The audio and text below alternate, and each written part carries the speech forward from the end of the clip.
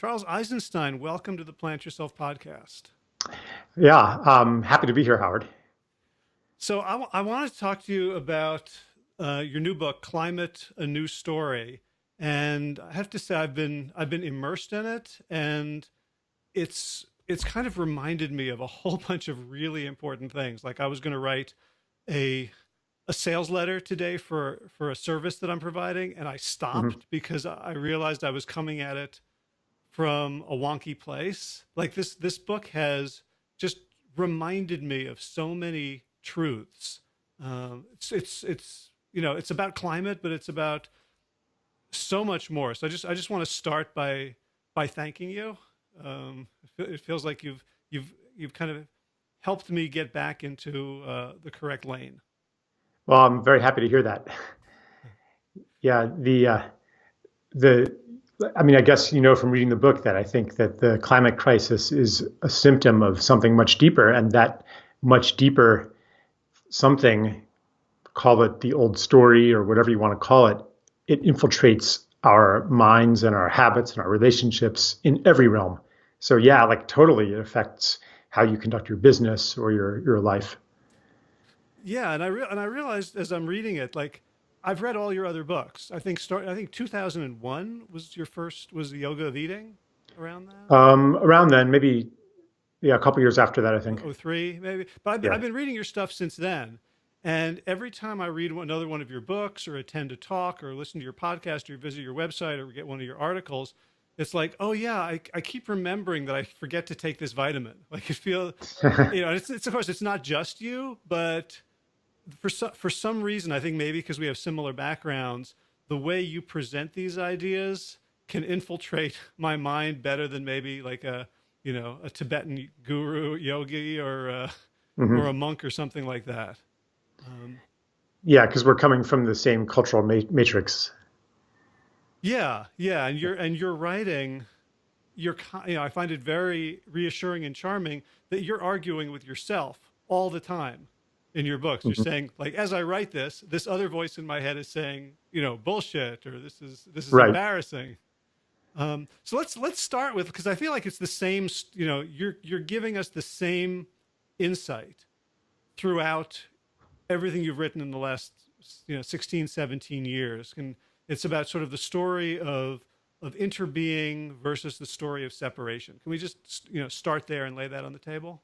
hmm Yeah, I guess the lens through which I'm seeing the changes that are happening in our society is the lens of narrative, or you could even say the lens of mythology, because I'm speaking about the deepest narratives that we understand reality from, understand ourselves. It's like the basic cultural story that tells us who we are, how the world works, what's important, what's valuable, and so on. And this story gives birth to higher level stories that are still very deep. The stories that we call politics or money. I mean, money is a story as well.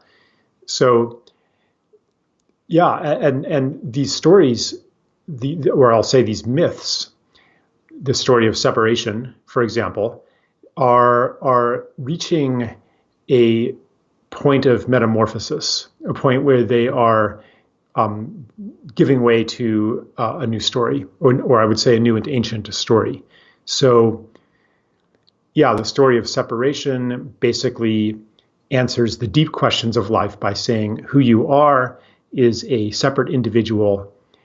You are a soul encased in flesh. You are a genetically programmed, reproductive, self interest maximizing biological machine.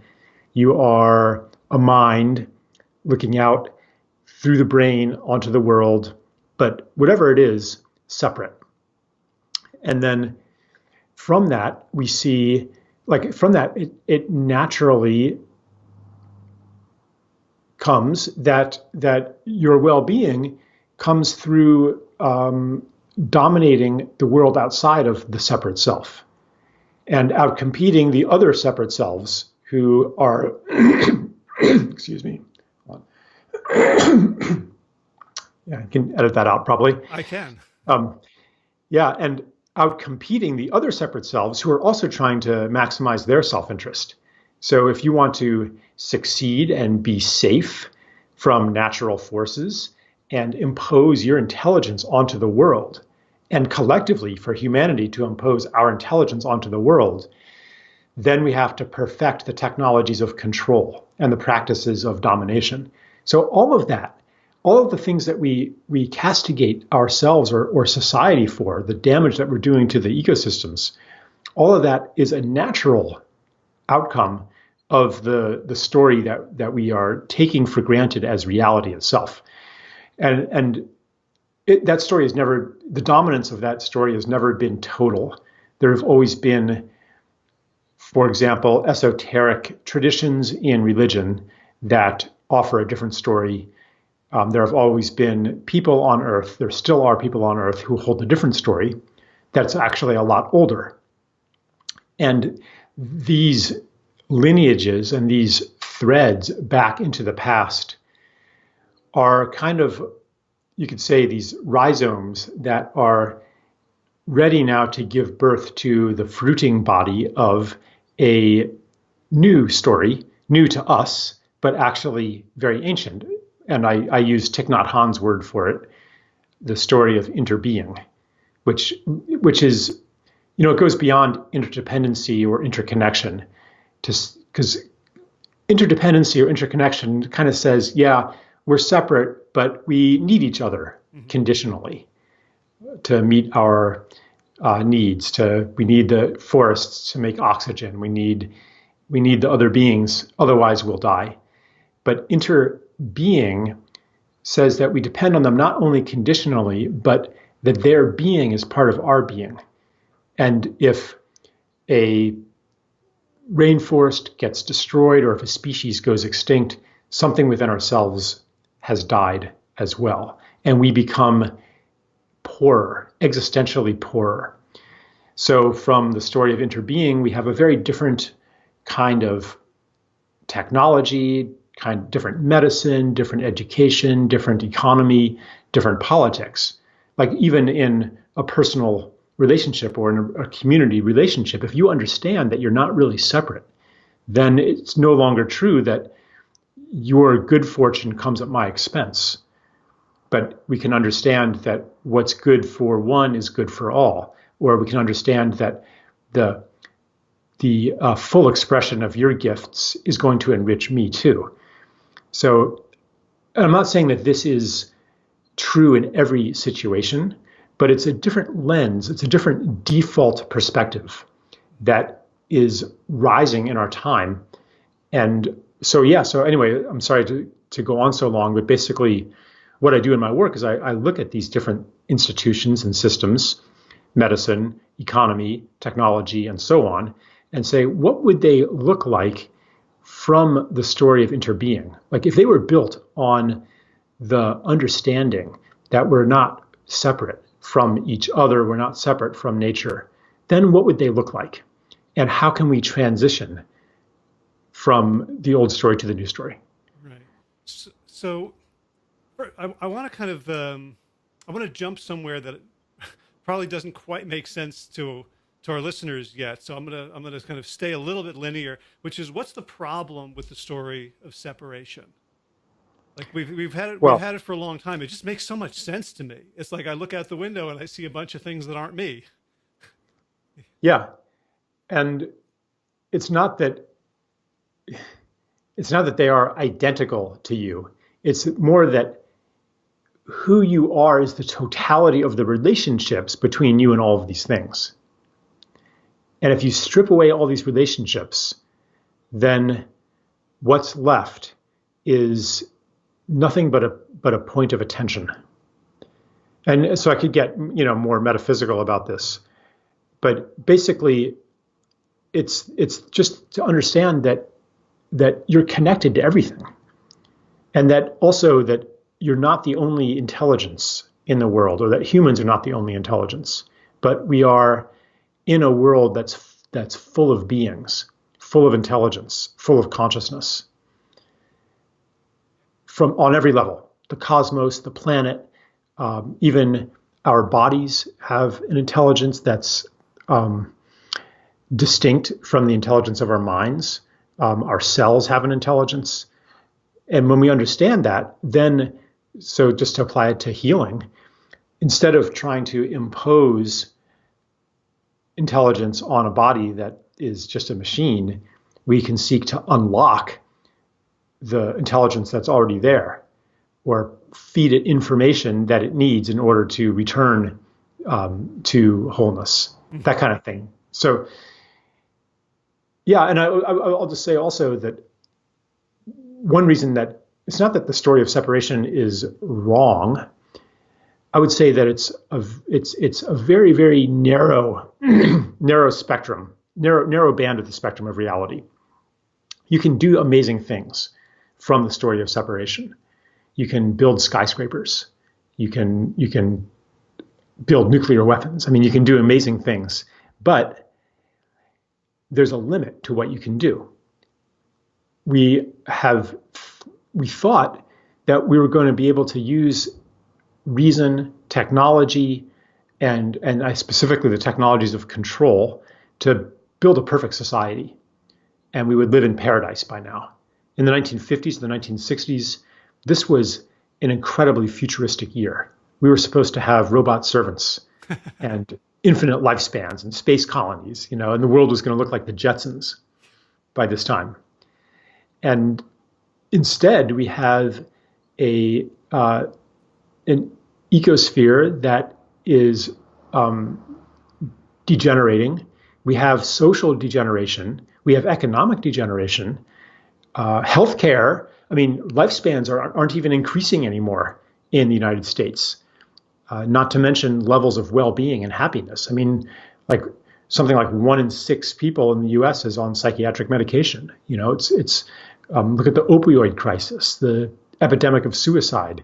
I mean, this is not a healthy society.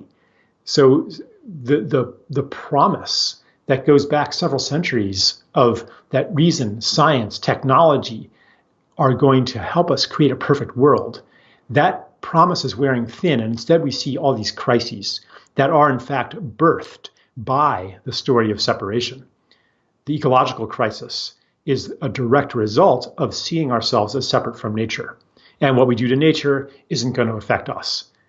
So basically, the big picture is that the story of separation gives birth to the crises that transition us out of the story of separation. Yeah. So here's my personal problem, is that I see myself as a really good guy, and I try to solve all these problems as I can, or either solve them or comment on them. But I'm firmly ensconced in this worldview of separation because it seems so natural. It seems so default. It seems like the only way to really see the world. And as a result, I get to demonize all the people who are polluting, who are engaged in sex trafficking, who are doing all the bad things. And I'm trying to overcome them, right? Because I'm a good guy. I'm on the left. I'm a liberal.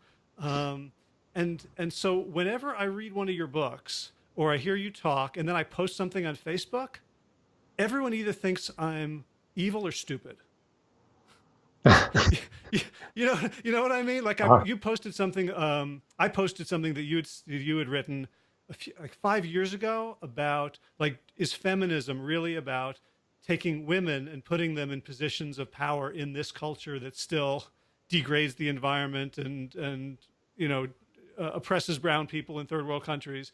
Is that what we want? And I posted that, right. And several my women friends were like, you know what? Don't tell. Whenever I try to move to a different story, I get so much blowback from people that I see as virtuous.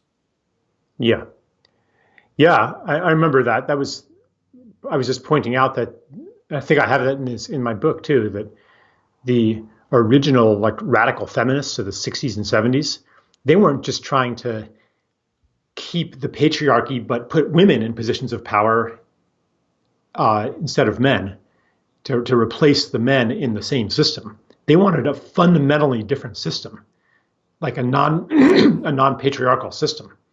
It doesn't change the basic power dynamics and injustice of the system to have, Margaret Thatcher in there instead of John Major, or to have Hillary Clinton in there instead of Donald Trump, if they're going to be wreaking the same uh, military havoc around the world. Like, that's not a very deep revolution. And the feminists of the 60s and 70s, they were politically astute and they were radical. So this isn't just like something Charles Eisenstein is saying. And the same thing with Martin Luther King, like, he didn't want to keep society the same and install black people. He wouldn't say that, well, okay, now we have black generals and black CEOs, therefore my work is done. He wanted, he was fundamentally a peace worker. He was, his "I have a dream" speech wasn't like, "I dream that black and white soldiers will run together in the jungle," and yeah, and topple other governments who are trying to alleviate poverty. And right. So anyway, but yeah, but this does get down to what you were saying about, thinking that we're on the good side and the world will be a better place when we finally defeat the evil side. What that leads to is a polarized political landscape that is actually getting more and more extreme. And so you see, like, in political culture now, you see each side embracing any narrative, any information that will, or any argument that will harm the other side, even if it goes against the things that they've been standing for years. So, like, the Democrats, they're supposed to be, theoretically at least, in favor of disarmament, and peace, and the Republicans are supposed to be the warmongering party. But now it's the Democrats that are whipping up hysteria against Russia, and saying that Donald Trump isn't aggressive enough in his foreign policy. And now Republicans in polls, there was a Glenn Greenwald article on this, are more anti-war than Democrats. And I'm sure that if it's a Democratic president that wants to pull back from Afghanistan or Syria or somewhere, then that'll flip again. So it becomes a matter of your side winning. And then a lot of politics becomes a feel-good exercise in thinking that you're on the right side. And I'm not saying that both sides are equal, and I'm not saying that it doesn't matter who wins. Like, all I'm pointing out is that it's turned into this kind of sports contest where winning, because your side is right, your side is good, you're on team good. So of course, anything that you can do to win is going to be good for the country and good for the world, because you're the good guy. And therefore, any data point that challenges your goodness and rightness, whether it's true or not, must be excluded categorically, because it's going to harm your chances of victory. And that's why narratives have become weaponized. That's why the news has separated out into two distinct universes, where if you're in one of those universes, you think that you'd have to be crazy in order to vote for somebody in the other universe, because they're not even accepting the basic facts. They must be total deluded fools.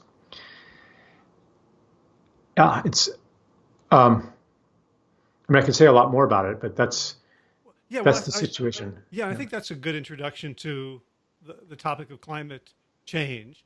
And so, just to kind of frame it for you, so this podcast and my work is largely around, a plant-based lifestyle. So eating, less meat, more plant, and there's a very strong narrative in the plant-based community, like that this is the way to solve climate change, because eating more plants we'll have less cows, we'll have less CAFOs, less methane, Right. Right. And there's a lot of truth in that. However, what I realized after reading your book is that I'm part of a climate change narrative and push that's not helping. That we're not going to make things better because we're attacking a symptom. And so Yeah. I'd love for you to talk about, in terms like how, like, just kind of present what you see as the straw man argument that all of us will recognize on the liberal left and on the pro science intelligentsia side as here's what's happening with the earth. Here's the climate argument, and then I'd love for you to kind of explain what's missing from that. Hmm. Yeah. So one of the general principles that I work with is that in any polarized debate, the key to progress lies in the things that both sides actually agree on unconsciously and in the questions that neither side asks. So there's usually a way to reframe things and to ask different questions that unlocks the debate or offers, it's not a compromise, but it's a third way. So in the case of climate, one of the different lenses that I offer is the lens of water, that says that the derangement of our global climate and weather systems has more to do with water than it does to do with greenhouse gases. That disruptions in the water cycle are far more damaging than CO2 emissions. And I have all kinds of science and reasoning around this. A lot of it has to do with soil and forests and what happens when you cut down forests and you plow up soil and expose it to erosion. And it no longer can soak up the rain, so it runs off, creating big floods. And then after it's run off, because it hasn't been sponged up into the soil, then you have a drought because the moisture held in soil that's transpired by the trees extends the rainy season and creates moisture conditions. Not to mention that natural ecosystems actually seed cloud formation through various aromatic chemicals and even bacteria that live in the plants and so forth. It's like you have to understand Earth as a physiology, not as a machine where you can tweak one or two variables, like as if you were changing the air fuel mixture in a diesel engine and expect it. It's not that simple. So then if you want to talk about agriculture,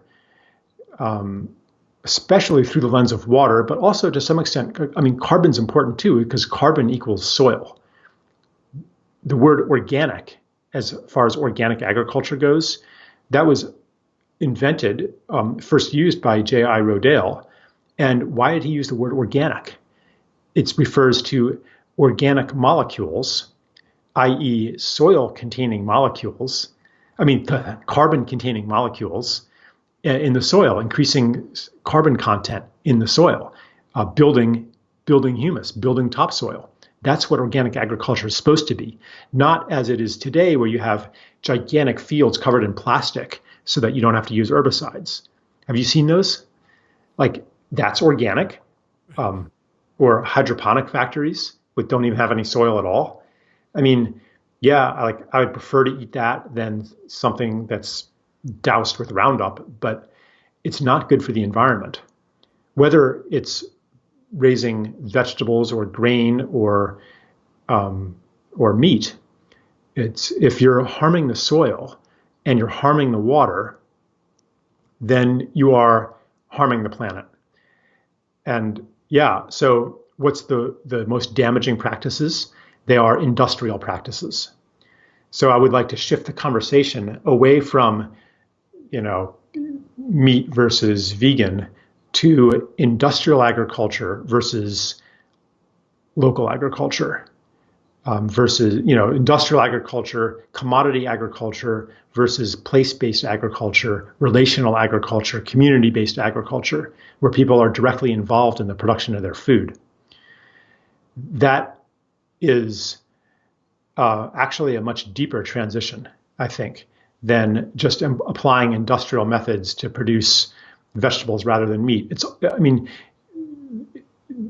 whether you're producing meat or grain or vegetables, industrial methods are horrendously damaging. I mean, the worst are the confinement feedlots. Like that's horrible for the water. But those conventionally grown grains and soybeans, those are terrible too. I mean, what they do to the soil is basically dead in those places. The soil there's no earthworms in it, there's no mycelium, there's nothing. It's just like this inert medium where you add chemicals and you take away food. So that's, and so basically what I'm saying in the book is we need to understand that Earth is alive, that soil is alive, even that water is alive, that an ecosystem is a community of life and is itself alive. Then we can relate to it with reverence, with respect, with love, because there's something alive. And I would even go farther than that. I would say that there's something conscious that we can love and that we can be in relationship to. And if we don't go there, then all we can hope for is that we become a little more clever in how we deploy the, quote, resources of this planet. But that's not, I mean, that might involve, some external systems change, but that doesn't get to the core. The core is our alienation from a living planet. From that place, we're going to do harm, no matter what.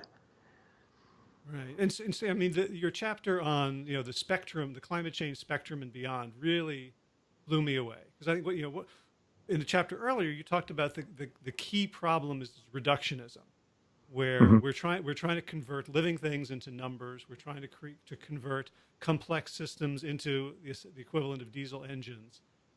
And almost everyone I know, myself included, has been thinking about the climate change debate in those terms. Can you talk about why that's inadequate, just to reduce everything to greenhouse gases and carbon emissions?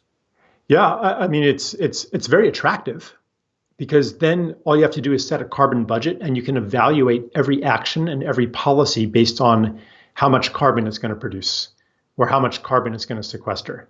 So it fits easily into a linear quantitative way of thinking about the world.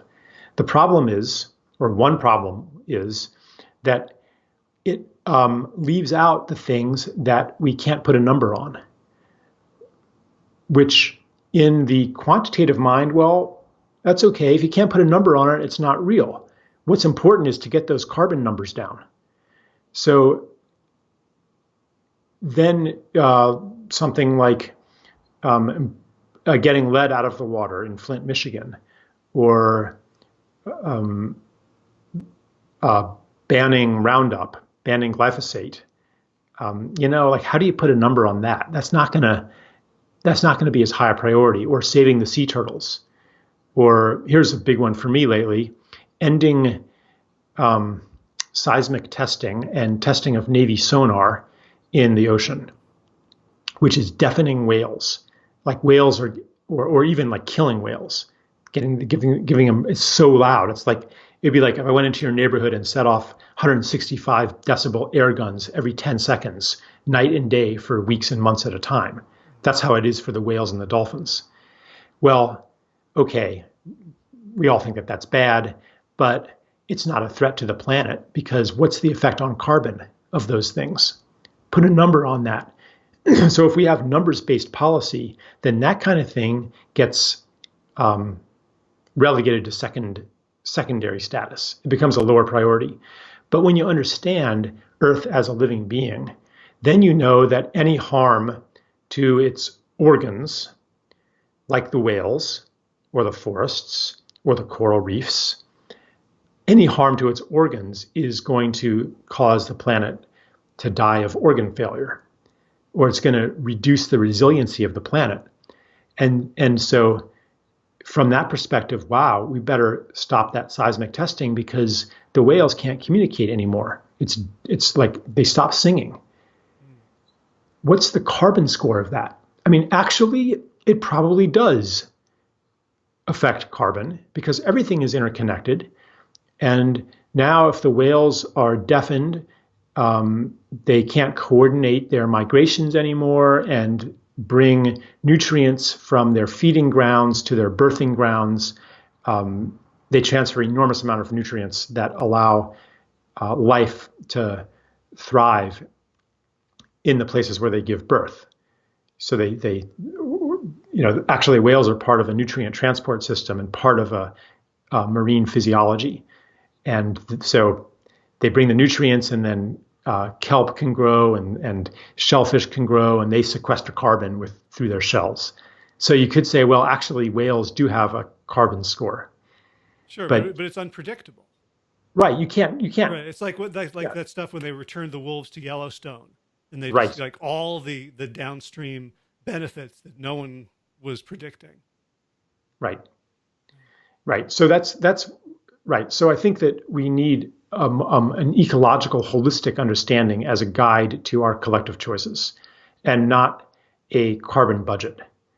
And if you do, that's the other thing is that, I mean, take seismic testing. That's done to explore for oil and gas. So if you say, okay, and this is a thought experiment I go into my book, I say, okay, what if the climate skeptics are right? What if the recent warming is just the rising part of a sine wave, not a endlessly rising curve? What if they're right that it was warmer in the medieval warm period and the Roman warm period and the Minoan warm period and the early Holocene? What if, there's all these things that they have it's like one of these alternate universes, right? The climate skeptic universe. What if they're right? Well, from the living planet view and from the reverence for life view, I would still be opposed to seismic testing. I would still be opposed to drilling offshore for oil and gas because the oil spills devastate marine life. I would still be opposed to tar sands excavation. I mean, have you seen the forests that are replaced by these pits and toxic pools, and wastelands? No, none of that. No mountaintop removal, no fracking, no pipelines. Yeah, actually, you're saying that the evidence of my eyes, that looking at something and deeming it ugly, and looking at and thinking of whales and feeling like crying in sorrow is as good a measure of what we should be doing as the science establishment measuring carbon and carbon offsets. Yeah, and I'm not saying ignore science. Science is a way to expand the scope of our vision so that we can see things we couldn't have seen before. And I think that, I do think that we should cut carbon emissions. That high levels of greenhouse gases put more stress on a system that is already severely degraded through ecocide. I mean, the organs of this planet are really stressed. Half of all the mangroves are gone. 80% of the seagrass meadows in New England are gone. There's almost no high grass prairie left in North America. All of the systems that maintain a really strong, resilient planet have been degraded. What's left? I mean, the Amazon is still left, most of it. The Congo. These are, if I were world dictator, I would say first priority is to preserve those. Those need to be absolutely sacrosanct because Gaia's knowledge of health still is intact in those places. It's a reservoir of the memory of health for the planet. Second priority is regeneration, to restore, to reforest, to rebuild soil, regenerative agriculture. So first, conservation. We need marine conservation zones. There was one proposal to put half of all the world's oceans in marine conservation zones. Let's do stuff like that. Third priority is to stop dousing the entire landscape in pesticides and toxic pollution and I hate to say it, but radio and microwave pollution, electromagnetic pollution. I mean, this is, if you look into 5G and some of the non-mainstream information about that, it's pretty horrifying what it does to humans and what it does to insects and wildlife. And then my fourth priority, still important, but fourth, is to cut greenhouse gases. But that would be a natural byproduct of the first three anyway. Right. But what I'm getting at is you're giving me permission to trust my heart. Right. So, so environmentalists are degraded as tree huggers. And some of us have adopted that as a term of pride in the same way that any minority that gets labeled with something may try to, to appropriate it. But, yeah. But like to say like I am a tree hugger, like literally say that I love nature. I love trees. I love walking. I saw a little snail crossing the road this morning and like, with your book in my ear, like my heart went out to this little slimy guy. Yeah. Like it's not only, it's not something to be ashamed of. And in fact, it's as worthy as a driver of policy as all the scientific think tanks that are just reducing things to numbers. I find that so empowering and beautiful. Right. Yeah. There's a part in my book where I said, okay, environmentalist, you might give arguments about, well, we need to cut greenhouse gases, or we need to preserve this or do that, because if we don't, here are the bad things that'll happen to us. Here are the economic costs. And they're trying to speak the language of policy, because that's what counts in policy. It's the costs and benefits. But I say, but come on, admit it. That's not the real reason why you're doing this. The real reason is because you're a tree hugger. You're a bird lover. You're a butterfly watcher. You're a turtle caresser, like that's who you are. Come on, like admit it. It's not that you're making some implicit rational calculation that ecocide is going to eventually harm you or your grandchildren. Even if it weren't, and that's another thought experiment I do. I say, okay, well, suppose we could get away with it. Suppose we had the technology, had the know-how, and the capability to replace every ecosystem service with a technological service, to replace the forests that produce oxygen with concrete algae pools, to have carbon-sucking machines to maintain atmospheric balance, to have bubble cities that keep out all the toxic pollution, to have vat-grown food that tastes almost as good or just as good, thanks to the miracle of chemistry. And what if we could create a world like that? A gigantic strip mine and waste dump with bubble cities and beautiful digital displays of nature scenes, VR of nature, to replace the nature that's gone and dead. And rising lifespans and higher literacy and all the things that Steven Pinker says prove that the world is better and better. What if we could create that world? Nature gone and dead, but humans just fine. Would we do it? Would you want to do that? And if you do not want that, then you have to have some other argument besides metrics of human well-being. You need some other reason. When someone says, well, why should I care? Why should we preserve the rainforest? Why should we preserve the whales? What reason can you give? Besides, if you don't, bad things will happen to you. The only reason is because we love them, because they are sacred. That's the reason we need to step into. And so, that starts on a very personal level. It starts on a ceremonial level. It starts by giving attention and care to whatever form of life presents itself to you. And as you do that, you strengthen the field of love for life that eventually affects our systems, our politics. But that's where it's got to come from. Not, okay, we're going to be a little bit more clever about maximizing human well-being. And it's not even working.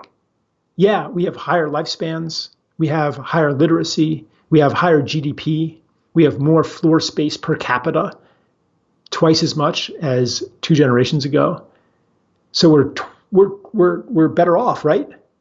Happier than we were in 1960, right?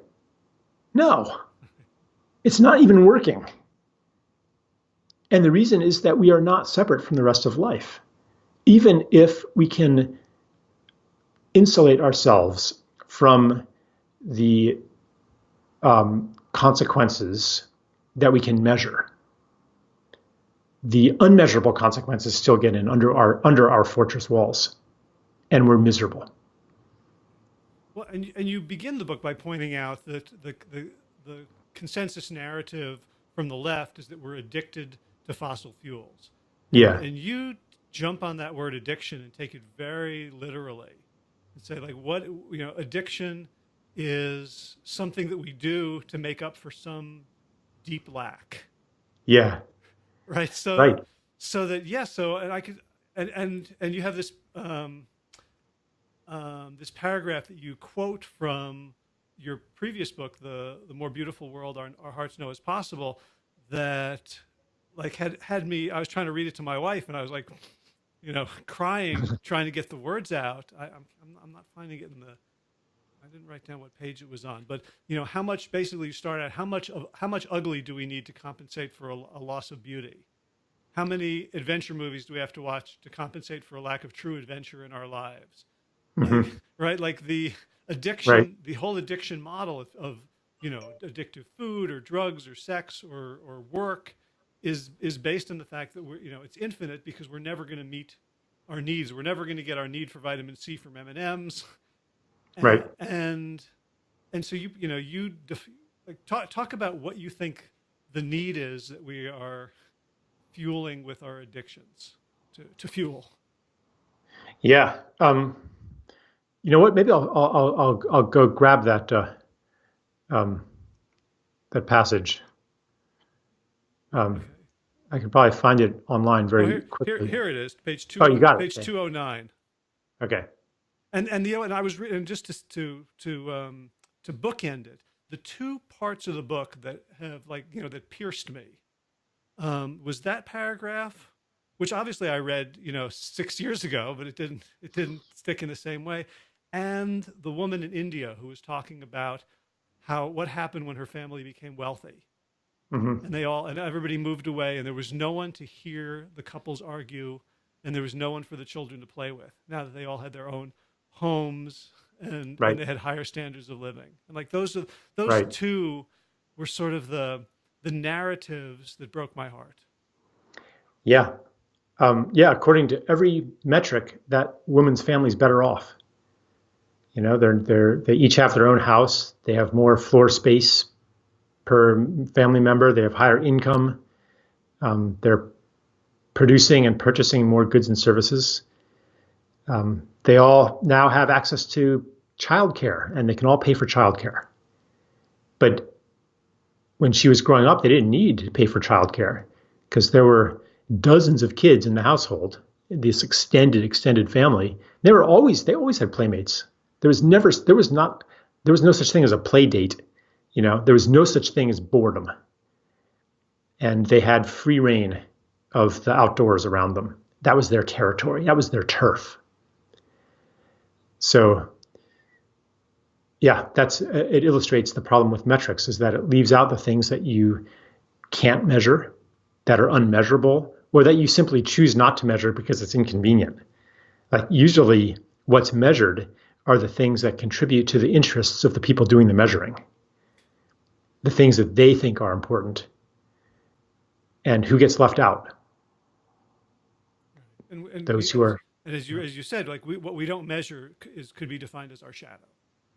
Right. Right. It's not like we're deliberately leaving them out. So we don't even think about counting them. Right. It just doesn't seem important to us.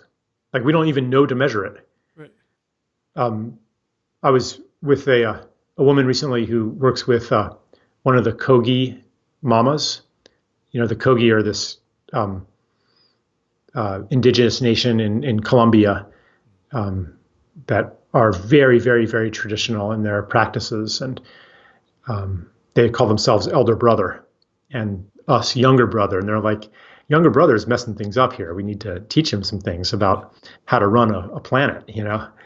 And they're really big into ceremony, and they say a lot of stuff that echoes what I say in my book, that um, there are certain special places on Earth that are the deep reservoirs of the mind of the planet and the health of the planet. And if you destroy those, then the planet will die.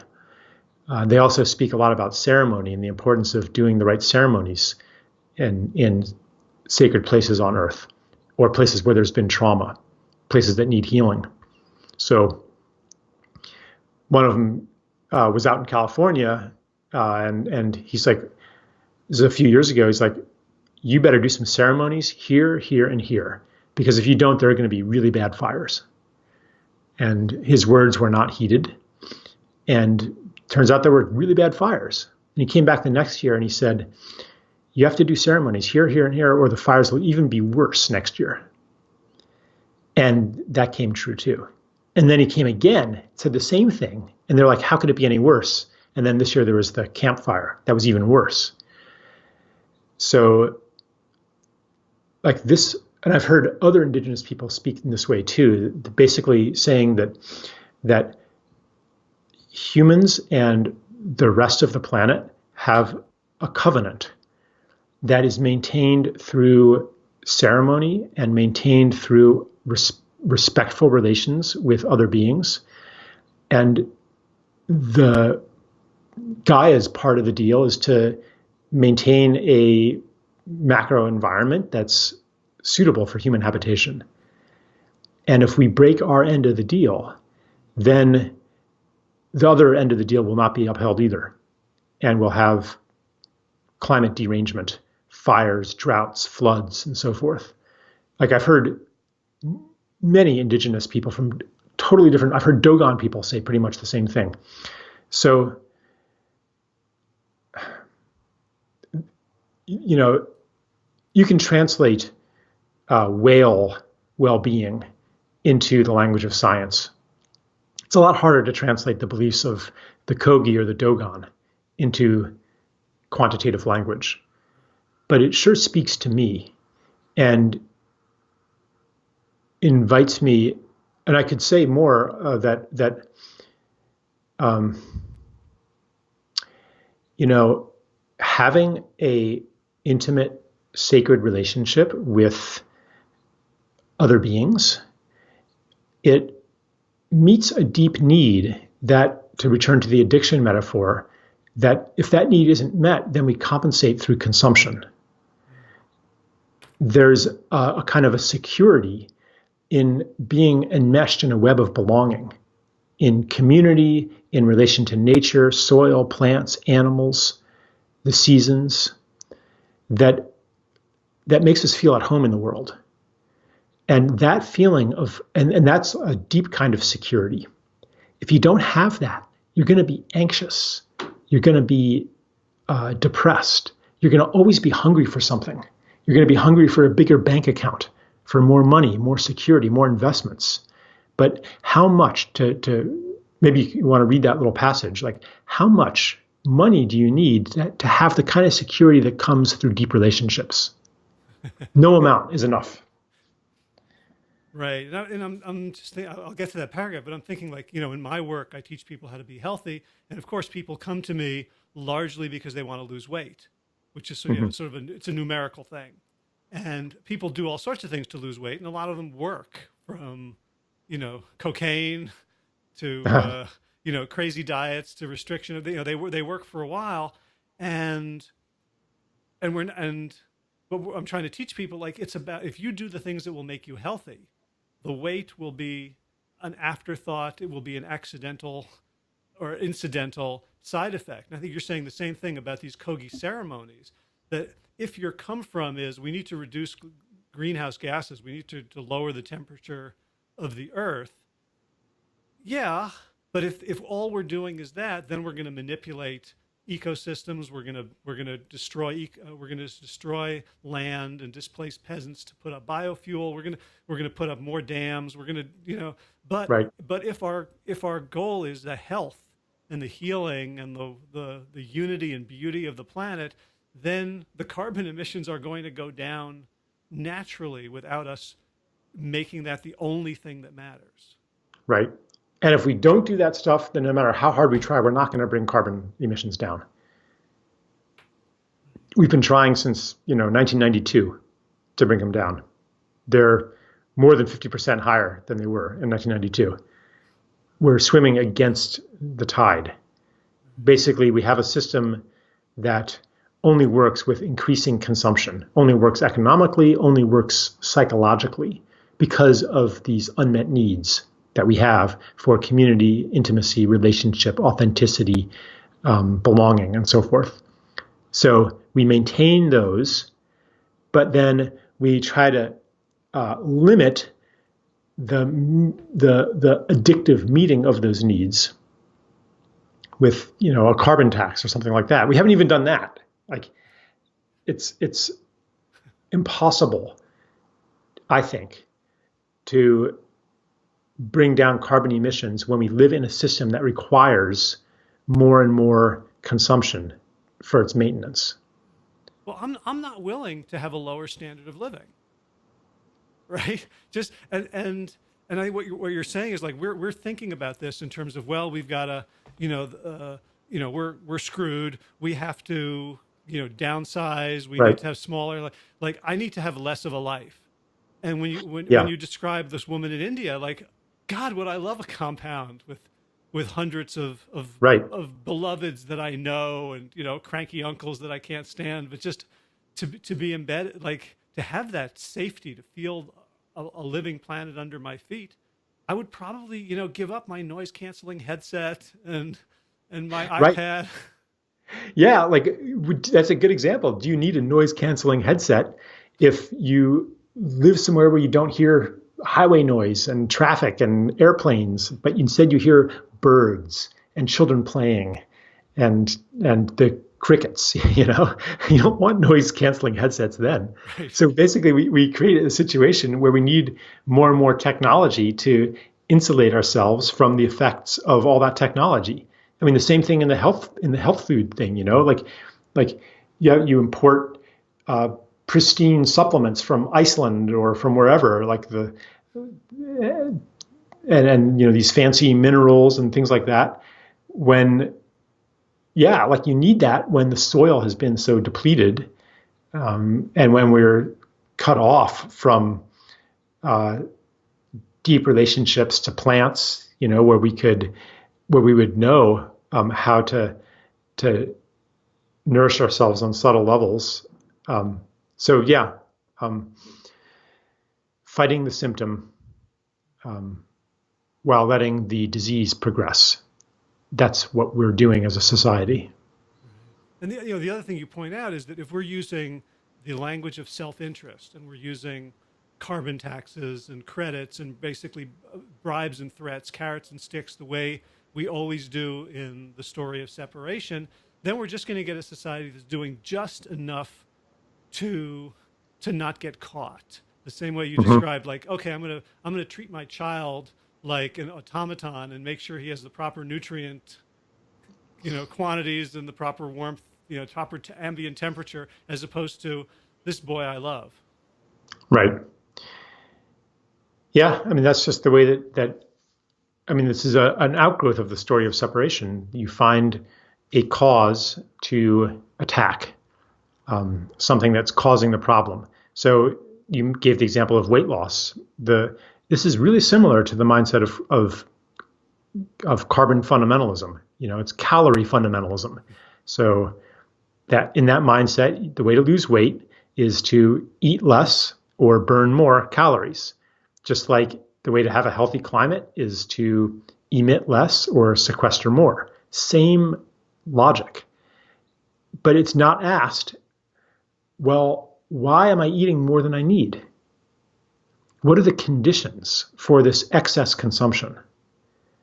Am I eating because I'm lonely? Am I eating because I'm stressed? Am I eating because I am depressed? Like, why? Am I eating because I want some excitement in life? Because I want a break from my tedious routine? Like, so to force yourself to eat less is a perfect example of attacking the symptom while leaving the cause untouched. And that sets up an endless war against the self, an endless struggle of willpower versus desire, which is unnecessary when you do see and then change the underlying conditions that's generating the addiction. So, yeah, same thing with fossil fuels. And like you were saying, this is not the solution isn't to make do with less of what we already have. It's a total transformation. And it's actually a positive transformation. People will be happier in bikeable, walkable communities than they will be in McMansions, where every function has been privatized and made indoors. I recently watched a Charlie Chaplin movie with my 6-year-old. The Kid, it was called, and it's really funny, and there's like no special effects in this movie. They don't even have sound. It was a silent movie. But what I noticed, the scenes, like there was public life, there was street life. You would go out onto the street and there were people out there. There were conversations happening. People were gathering. There were arguments. There were fights. But it was like life was public. When life is public, you don't need so much of the private. So, or you could say, well, you're greedy and bad for wanting an SUV and a McMansion and so forth, and you should make do with less. You should make do with less, electronics and less comforts, and without your espresso maker, and without this and without that. But those things are a response, and in some cases, a necessity, given the society that we live in. People are miserable. That's why they're addicted. So this, what I'm proposing in my book, and lots of other people are moving in this direction too, it's actually an increase in our quality of life, but just not according to traditional measures. It may not be an increase in GDP, it may not be an increase in BTUs of energy consumed per person, or miles driven per person, or healthcare dollars per capita.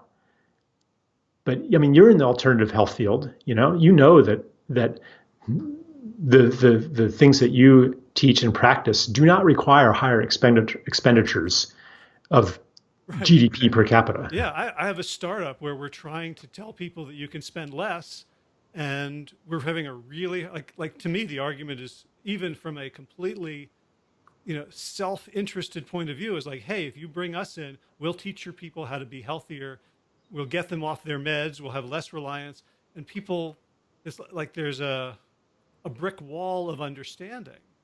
I think part of it as I'm reading your book, I'm thinking like, we're trying to change the system, but we're using all the same marketing tactics and finance structure as the existing system. Like, I think there's some tweaking there, but also just recognizing that we're saying something that just literally makes no sense to people, as if we were speaking whale song, Yeah, and right. it was just like background noise. Yeah. Well, yeah. I mean, this way of thinking is in everything, and so I think we're on a 500-year timeline of healing, one step at a time. Right. And and the narrative that was it Guy McPherson, like we're all going to be dead in 10 years. Mm-hmm. Like, there's one of the things that I hear from people on my side is this. He's been saying that for like 10 years, by the way. Well, Nostradamus is eventually going to be right about everything too. So Right, go on. yeah, but that the people on my side are saying like, this urgency means that there's no there's no time for debate. There's no time for anything else. And what I think, like one of the most beautiful things you did in the book is you kind of, for me at least, rehabilitated climate deniers, that they're not, idiots, rubes, evil people, but they have a worldview that I actually mostly share in terms of a distrust of the elites and the systems that have been, that have created this crisis. Yeah, right. Like I do make the point. If the climate narrative is trust science, then are we also asking people to trust science when it says that GMOs are safe, or that, gosh, I'm not sure how much to come out of the closet here about all the things that I don't trust science about. But maybe you've had experiences in your life that blatantly contradict what science says is real and possible. A lot of people have. Sure. So, I mean, gosh, one of my close relatives was diagnosed with terminal cancer, and she, is using alternative modalities and has already outlived the diagnosis. I mean, I don't know if, excuse me, I don't know what the end result will be, but these modalities, I mean, if you go on reason.com or quackwatch.com or something, they will be excoriated. They will be, there's nothing but contempt for how unscientific these modalities are. And in fact, now internet censorship is reaching a point where information that contradicts the establishment narrative, even in alternative health, it gets censored, So I'm like, yeah, I don't, if the message is trust authority, because science is part of the structure of authority, then that's not a very convincing message to me. I've got to have some other reasons than to trust that peer review and publishing and academia is working really well. So there is like this kind of anti-authoritarian streak in the climate skeptics that I appreciate. However, they are not at all receptive to my message because, and I get the feeling that they are mostly, not all of them, but most of them are actually deniers. Even if they're right about certain aspects of climate change, and I'm not saying they are, but even if they are, their basic narrative is the climate change is a hoax, or climate change is a delusion, or climate change whatever. Therefore, we've got nothing to worry about, and we can continue to do anything we want on the earth. Like they are completely unwilling to say, actually, we're causing huge damage, and we got to stop. And anything that contradicts that, they will shut it out. And that to me is what a denier is. So, yeah. Right, but the very first chapter of the book, you talk about a conversation with someone who became an environmentalist because of his relationship with the land. Because right. of love. My neighbor, if we end up showing this on YouTube, behind me, 82-year-old veterinarian, right-wing Trump supporter. Hillary's going to come and take away his guns. Climate denier. He's preserved over 60 acres and put him in a conservation easement. Yeah. Like, I don't get it, except that he also has the capacity to love and mourn loss. I talked to someone else recently who's got this whatever in-law or something who's a rabid climate denier, Trump supporter, et cetera, and who also happens to be like a holistic rancher. And he loves his guns, but he's like doing this rotational grazing and stuff and having massive increases of topsoil. Like in school, we learned that topsoil takes 500 years to build an inch of topsoil. But there are guys out there, farmers and ranchers. It's not just animal agriculture. There's many ways to build topsoil. But there are guys who are building an inch a year, or an inch every couple of years, not 500 years. So like while he's, espousing all these climate denying opinions, at the same time, he's actually doing more to sequester carbon than pretty much anybody else. Right. And that leads to the question, like, do we need the climate narrative, or do we need to make that front and center and defining of environmentalism? When maybe what we need to do is to invite people to fall back in love with nature, and to give them opportunities to take care of nature and to protect and restore what is beautiful. Yeah, I think the last time I saw you, you were speaking in Chapel Hill, and you, in response to a question, you said, like, I don't want to live in a world in which someone who takes care of an elderly, sick relative isn't valued as highly as anyone else. Something like that. Mm-hmm. And what I want to get out of this interaction with you, and with continuing to kind of read and take this vitamin, is a deep knowing that I can make a difference, even if I can't, even if I can't, like, change world policy. Right. And can you talk just briefly about, like, how like, maybe this could be the takeaway for this conversation, is what can I do? What can listeners do? What can ordinary people do to make the world a better place, the more beautiful place our hearts know is possible? Yeah. So when we understand that climate change, or I would say ecological degeneration, is a symptom of everything about our society, then we know that any healing action that we take is going to, in time, be of benefit to the biosphere. Like, we know, for example, so suppose what you really care about is peace building. Well, it's impossible for humanity to be a healing presence on Earth if we are at war with each other. Because in war, the highest priority is to defeat the enemy. And you don't care what the collateral damage is to the environment, and your priority isn't going to be there. So people who are working for peace, they are also in service of the healing of Gaia. If your focus is even on a smaller level, it could be peace among members of your family or members of your community. That's also strengthening the field of peace that is ultimately of benefit to the world. And basically, what the Kogi are saying is that they're emphasizing the importance of ceremony to send a signal to Earth that we care about you. We want to be part of this healing. If you're sick and you're getting the message right and left that no one cares about you, how strong are you going to be in your healing? But so we need to send Earth the message that we care about you.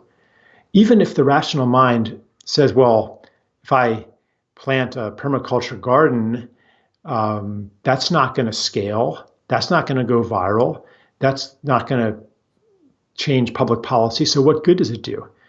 But it sends a signal. It sends a message. It is a form of communication with the Earth. And the message is, I love you. I want you to stay. I care about you. It also, in the language of morphic resonance, it creates a morphogenetic field, or strengthens a morphogenetic field which says, basically, this is Rupert Sheldrake's idea, that any change that happens in one place generates a field of change that allows it to happen more easily elsewhere. So we become part of a new reality, a reality in which we are in love with Earth. So through very conventional mechanisms, but also very esoteric mechanisms, any small action is part of a larger healing. I mean, it is impossible. Ultimately, it is impossible to have a healthy planetary climate and have a sick political climate, or social climate, or psychic climate. All of these things reflect each other. And that means that you can trust wherever your healing impulse draws you, whatever you care about, whatever has come up in your life, and understand that there is an intelligence beyond ourselves that knows how to make best use of us. and that communicates what that best use is through the organ of the heart, that makes us care about something, that's a receiving of a message. Like the message goes two ways.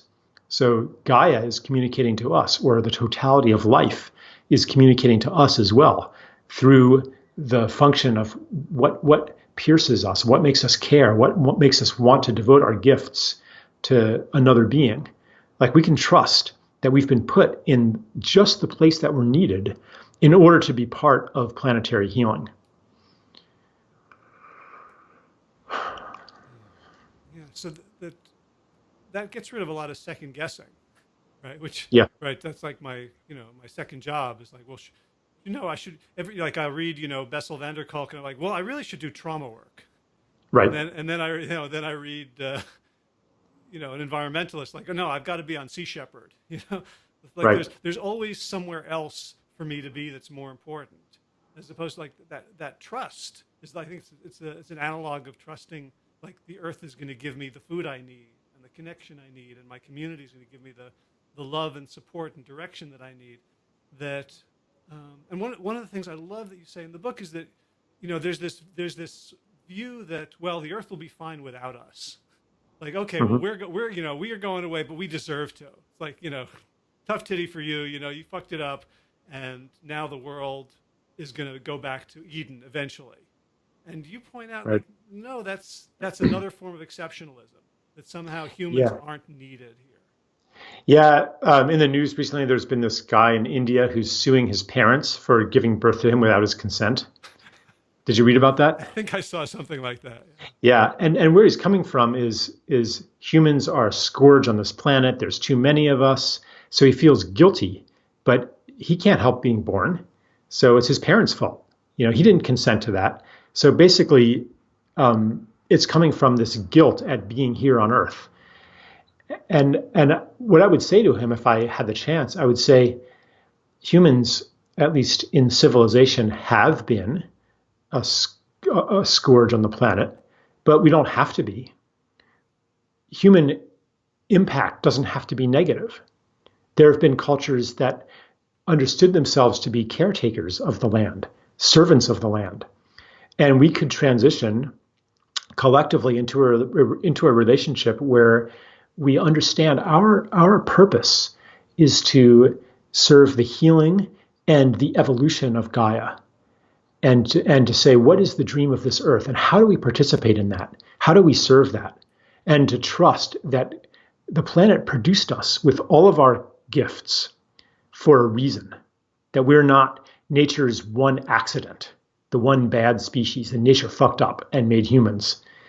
But to begin asking, well, why were we created by life? To even ask that question already changes our perspective. It's a powerful question. It doesn't even have to have an answer, but it initiates a search, and it induces an orientation to service. So I do believe that we are not nature's big mistake, and that we are Gaia's child. You could say to a mother, well, your child is sick. If your child dies, you'll be fine. That would be pretty heartless and inaccurate. And I think Gaia loves us that much too, and really wants us to grow into our destiny, which is not to be the lords and masters of all creation. No, our destiny is to be the lovers of all creation. And I mean that in even like a sexual sense, like to co-create together, to give birth to something together, to give and receive in equal measure. That's our destiny. Let's go out on that note. I have many more questions, and maybe for another time. But a lot of them are answered in your work. So I want everyone who's listening to this to go out and get at least one version of Climate: A New Story. I have it. I have the hardcover and the audiobook. I didn't know there was a hardcover. Not a hardcover, but Oh, the actual yeah, paper, the trees, physical copy. Yeah, physical book. yeah, yeah. Um, um, like it's, I have a part of a book club that does mostly like health and betterment topics. I'm going to push this one. I think this is such an important book for all of us to read, because it's an invitation to ease, even in the midst of this struggle, to finding our own strengths and to accepting ourselves on so many levels and so much healing. For people who want the entire oeuvre of your work, where can they find you and find out more and stay in touch? Well, first, thank you for those kind words, Howard. Really appreciate that endorsement. Yeah, my stuff is all on my website, charleseisenstein.org. So, okay. yeah. And you've got books, tons of articles, podcasts. You travel a lot, doing yeah, workshops and talks. yeah. There's more and more kind of video and audio stuff, online courses. Um, I sometimes I think people aren't reading anymore, so I need to communicate in other ways. But I'll get back to writing soon as well. I haven't done a lot of writing since I published the book. Uh-huh. Yeah. The sine wave, right? Yeah. All right. Well, Charles, again, it was wonderful talking to you. I can't iterate enough how much of a balm your work has been for me for about a decade and a half. And so Yeah. it's wonderful to have this time to connect with you. Yeah. Thank you. Yeah, I enjoyed it so much as well. All right. Take care. Okay. Bye. Bye.